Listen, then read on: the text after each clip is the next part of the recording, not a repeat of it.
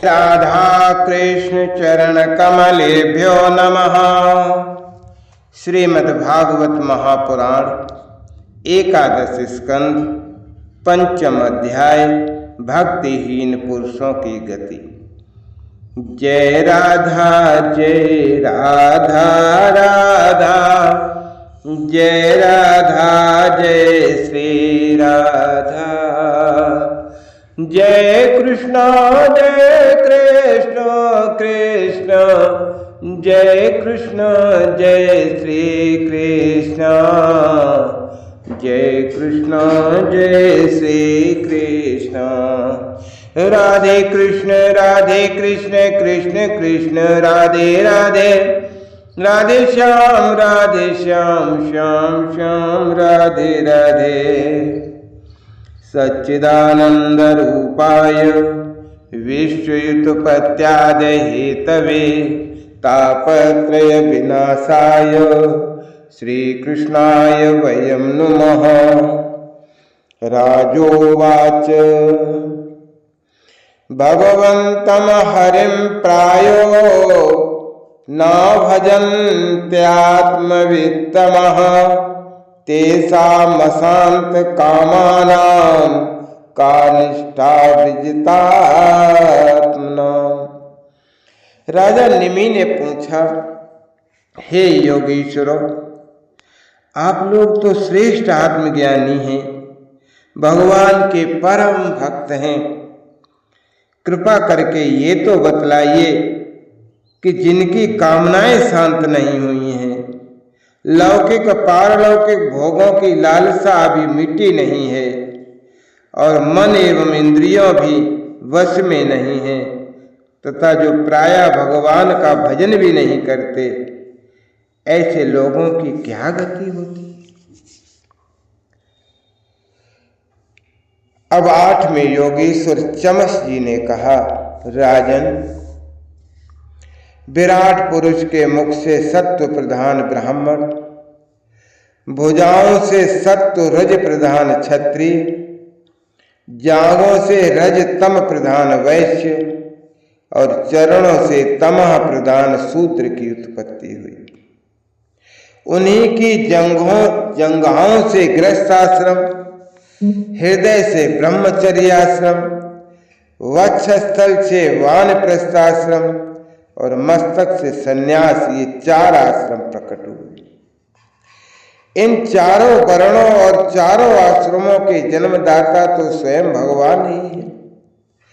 वही इनके स्वामी है, नियंता है और आत्मा भी है। इसलिए इन वर्ण और आश्रम में रहने वाला जो मनुष्य भगवान का भजन नहीं करता, बल्कि उल्टा उनका अनादर करता है, वो अपने स्थान, वर्ण, आश्रम और मनुष्य योनि से विच्युत हो जाता है, उसका अधः पतन हो जाता है।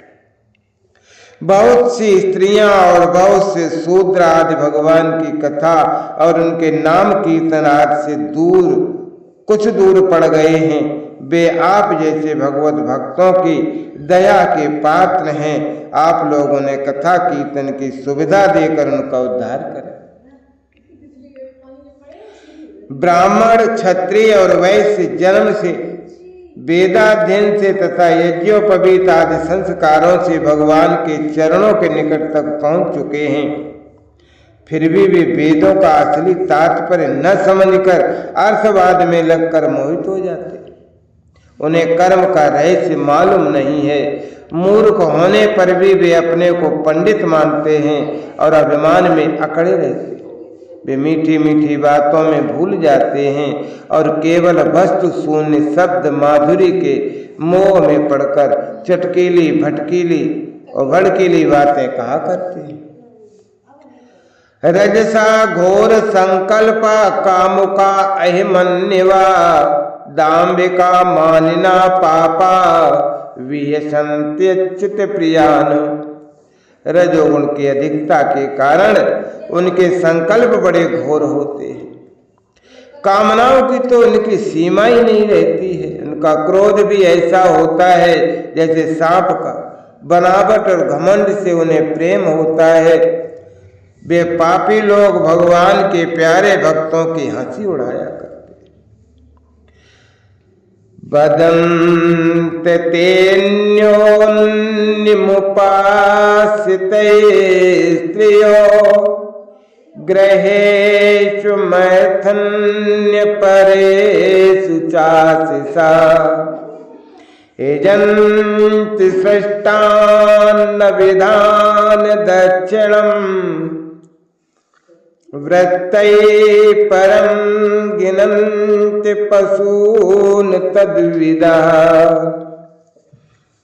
वे मूर्ख बड़े बूढ़ों की नहीं स्त्रियों की उपासना करते हैं।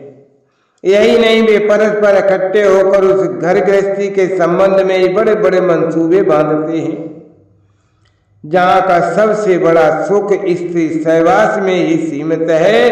वे यदि कभी यज्ञ करते भी हैं तो अन्नदान नहीं करते, विधि का उल्लंघन करते हैं और दक्षिणा तक नहीं देते।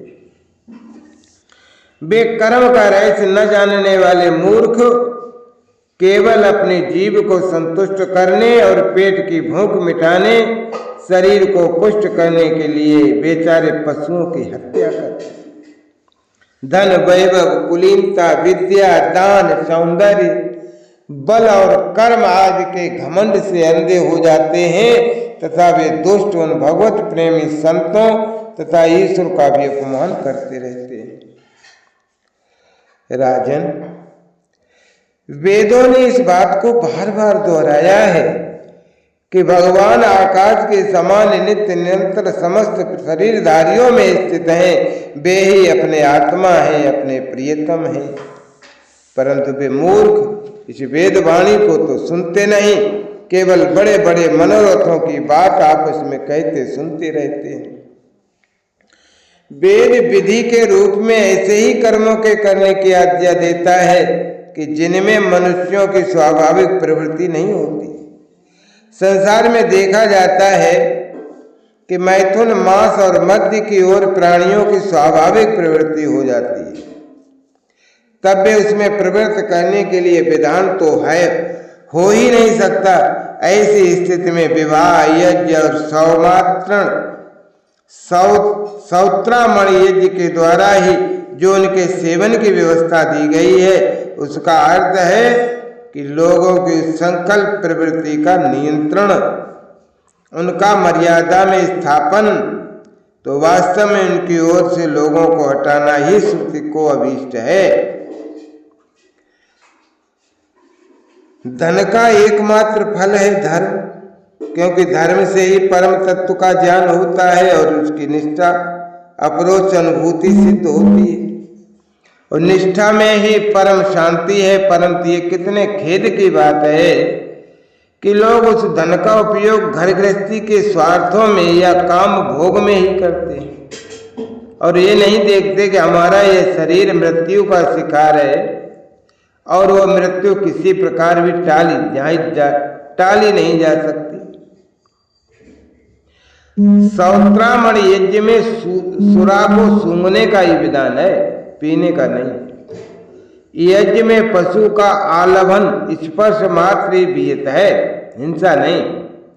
इसी प्रकार अपनी धर्म पत्नी के साथ मैथुन की आज्ञा भी विषय भोग के लिए नहीं, धार्मिक परंपरा की रक्षा के निमित्त संतान उत्पन्न करने के लिए ही दी गई है।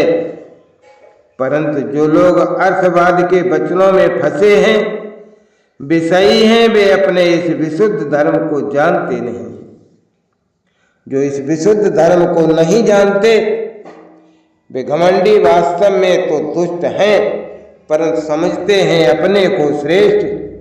वे धोखे में पड़े हुए लोग पशुओं की हिंसा करते हैं और मरने के बाद वे भी पशु ही बनते हैं, पशु ही उन मारने वालों को खाते हैं। दुसंता परकायेषु स्वात्मानं हरिमीश्वरं मृतके सानुबंधे यस्मिन् वद्य स्नेहा पतन्तिधा। यह शरीर मृतक शरीर है, इसके संबंधी भी इसके साथ ही छूट जाते हैं। जो लोग इस शरीर से तो प्रेम की गांठ बांध लेते हैं और दूसरे शरीर में रहने वाले अपने ही आत्मा एवं सर्वशक्तिमान भगवान से द्वेष करते हैं, उन मूर्खों का अधः पतन तो निश्चित है। जिन लोगों ने आत्मज्ञान संपादन करके कैवल्य मोक्ष नहीं प्राप्त किया और जो पूरे मूढ़ भी नहीं हैं और वे अधूरे न इधर के हैं न उधर के हैं, वे अर्थ धर्म काम इन तीनों पुरुषार्थों में फंसे रहते हैं, एक क्षण के लिए भी उन्हें शांति नहीं मिलती, वे अपने हाथों और अपने पैरों में कुल्हाड़ी मार रहे हैं। ऐसे ही लोगों को आत्मघाती कहते हैं। अज्ञान को ही ज्ञान मानने वाले इन आत्मघातियों को कभी शांति नहीं मिलती, इनके कर्मों की परंपरा कभी शांत नहीं होती। काल भगवान सदा सर्वदा इनके मनोरथों पर पानी फेरते रहते हैं, इनके हृदय की जलन विषाद कभी मिटने का नहीं। हे राजन, जो लोग अंतर्यामी भगवान श्री कृष्ण से विमुख हैं, वे अत्यंत परिश्रम करके गृह पुत्र मित्र और धन संपत्ति इकट्ठी करते हैं, परंतु उन्हें अंत में सब कुछ छोड़ देना ही पड़ता है और न चाहने पर भी विवश होकर घोर नरक में जाना पड़ता है। भगवान का भजन न करने वाले विषयी पुरुषों की यही गत होती है।